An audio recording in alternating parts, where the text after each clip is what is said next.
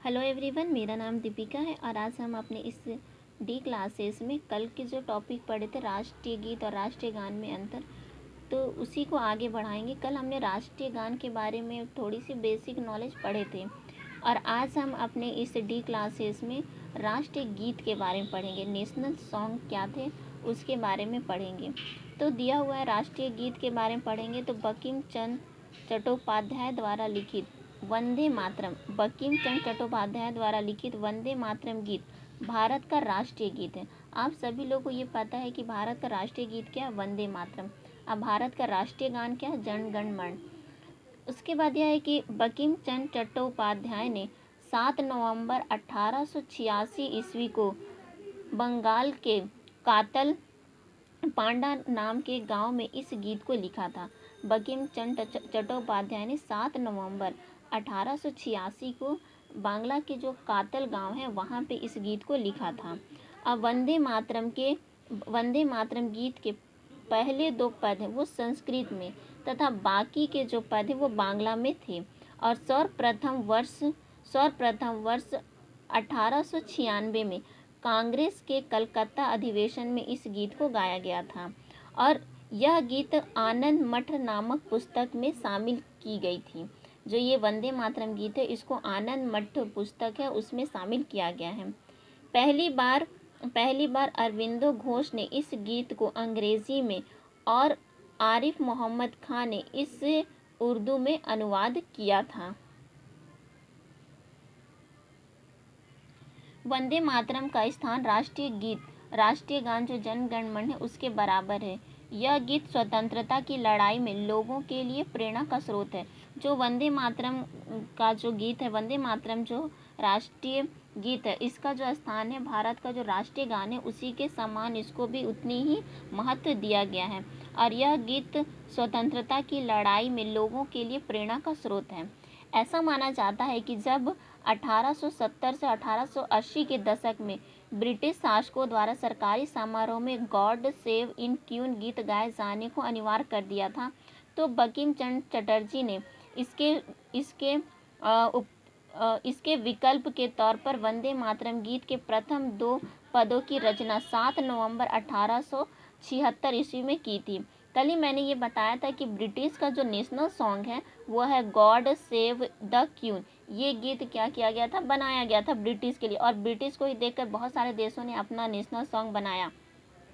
तो यही दिया गया था कि जब 1870 और 80 में हमेशा ये मतलब ब्रिटिश की कोई भी सरकारी समारोह होती थी तो इसमें ये वाले गीत गाया जाता था। इसी को देखकर बंकिम चंद्र ने क्या किया था, अपने इसके विकल्प पे वंदे मातरम गीत के प्रथम 2 पंक्ति की रचना की थी और वो कब किया था तो वो बताएंगे 7 नवंबर 1876 ईस्वी को किया था। बाद में बंकिम चंद्र चटर्जी ने 1882 में जब आनंद मठ नामक बांग्ला उपन्यास लिखा तब इस गीत को भी उन्होंने इसमें शामिल कर दिया और इसमें और भी पद जोड़ दिए। जो आनंद मठ है वो बंकिम चंद्र चट्टोपाध्याय की क्या है, तो ये बांग्ला का उपन्यास है, यह इनकी ही पुस्तक है। जब ये पुस्तक लिखे उसके बाद इन्होंने क्या किया था, इस बुक में ही अपने इस जन गण मन को शामिल कर लिया था। आनंद मठ उपन्यास अंग्रेजी शासक जमींदारों के शोषण व प्राकृतिक प्रकोप के शस्त्र जनता द्वारा बंगाल में किए गए सन्यासी विद्रोह पर आधारित है। जो वंदे मातरम गीत लिखा गया है वो किस लिए लिखा गया है कि वहाँ आनंद मठ उपन्यास में अंग्रेजी शासक मतलब ब्रिटिश का जब शासन चल रहा था उसमें जमींदारों का शोषण, प्राकृतिक प्रकोप जैसे बाढ़ आना, फिर सूखा पड़ जाना, भूकंप आना, ये सब क्या होते हैं, प्राकृतिक प्रकोप और त्रस्त जनता द्वारा बंगाल में किए गए सन्यासी विद्रोह पर आधारित है। और भारत की संविधान सभा द्वारा 24 जनवरी 1950 को इसके प्रथम 2 पदों को राष्ट्रीय गीत का दर्जा प्रदान किया गया था। 24 जनवरी 1950 को जब भारत का संविधान लागू हो रहा था उसी समय क्या किया गया था, भारत के लिखेंगे राष्ट्रीय गीत और राष्ट्रीय गान, इन दोनों को संविधान में क्या किया गया था, शामिल किया गया था। उसके बाद देखते हैं कि स्वतंत्रता के पूर्व दिसंबर 1905 में कांग्रेस कार्यकारिणी की बैठक में इस गीत को राष्ट्रीय गीत का दर्जा प्रदान किया गया और बंगाल बंग भंग आंदोलन के दौरान वंदे मातरम राष्ट्रीय नारा दिया गया। कब? दिसंबर 1950 में जब कांग्रेस का कार्यकारिणी बैठक हो रही थी, तब इस गीत को राष्ट्रीय दर्जा प्रदान किया गया था और बंगाल बंग भंग के आंदोलन के दौरान वंदे मातरम गीत का भी नारा दिया गया था। अब ये राष्ट्रीय जो गीत है वो गाया कहाँ गया था? तो लिखेंगे वर्ष 1896 में कलकत्ता में कांग्रेस अधिवेशन में रविन्द्रनाथ टैगोर ने पहली बार वंदे मातरम को बंगाली शैली में लय और संगीत के साथ गाया था। कौन गाया था पहली बार? तो लिखेंगे रविन्द्रनाथ टैगोर ने पहली बार गाया था 1896 में, और वो भी कहाँ? कलकत्ता के जो कांग्रेस अधिवेशन चल रही थी उसमें गाया था।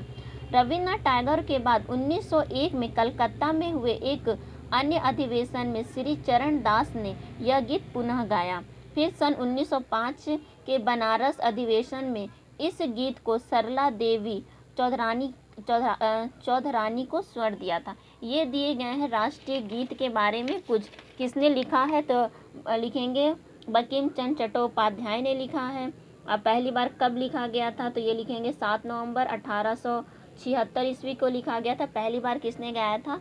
तो ये बताएंगे 1901 में रविन्द्रनाथ टैगोर ने गाया था, और इसको गाने में 60 सेकेंड का समय लगता है।